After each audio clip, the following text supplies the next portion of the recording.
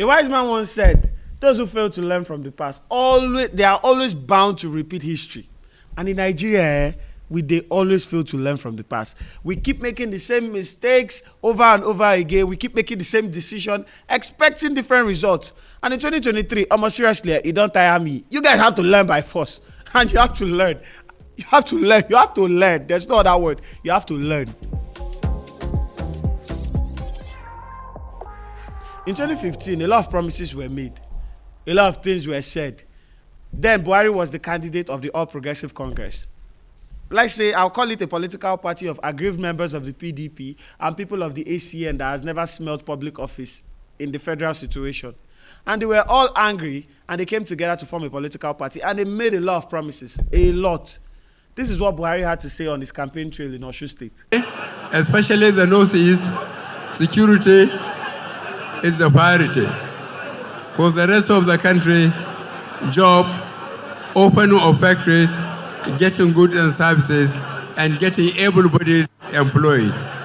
I thank you very much. Normal about Nigerian politicians. And the thing is, they keep making promises because they know Nigerians like hearing good things. They never tell you how they are planning to do anything. They just tell you what you want to hear. Yes, yes, yes, yes, yes. I'm going to give you everybody 5 bags of rice. And whoa, whoa, whoa, everybody shouts on the campaign ground. That is what they do, is rinse and repeat. And they keep saying the same thing over and over again. That's how they scam us in 2015. They came with you the mantra of change because they know the polity at that time was heated and everybody was angry. There was insecurity, there was massive corruption, and they told you, yes, I am going to make light 24/7. I am going to make the dollar to 1 naira. I'm going to do this one. I am going to do this one. And we did not ask. And many people are here doing it again. This is what a member of the All Progressive Congress, their candidate, had to say that he's going to do.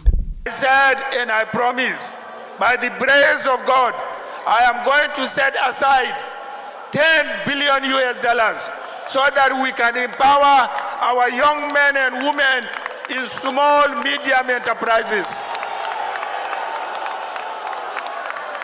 People were asking me, where am I going to get 10 billion?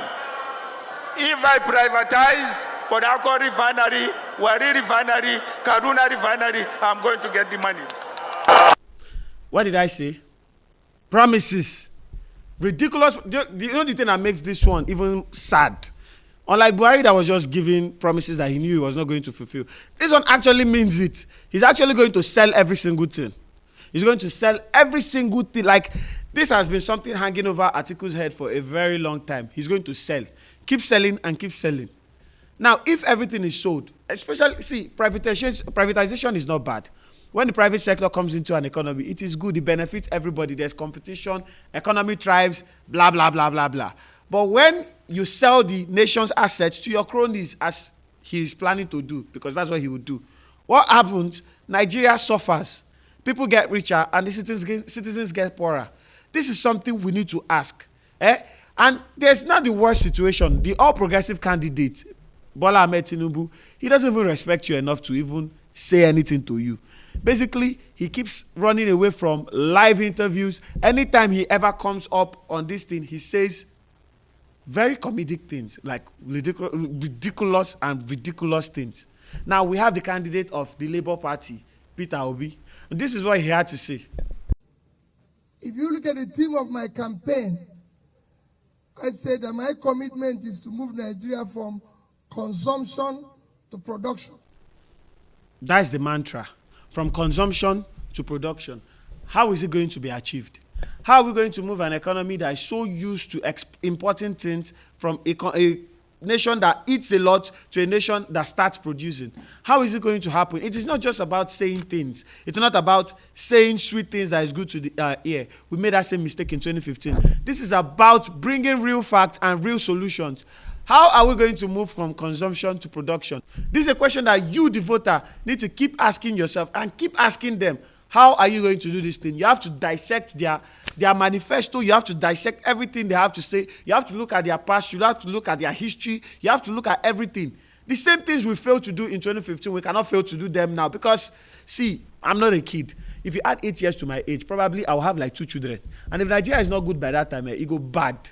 It will be bad for most of you to tell your kids that, I experienced a bad Nigeria and I'm giving you a bad Nigeria because we failed to make right choices. We failed to make right choices that will benefit the future generation. This is the time for the Nigerian youth.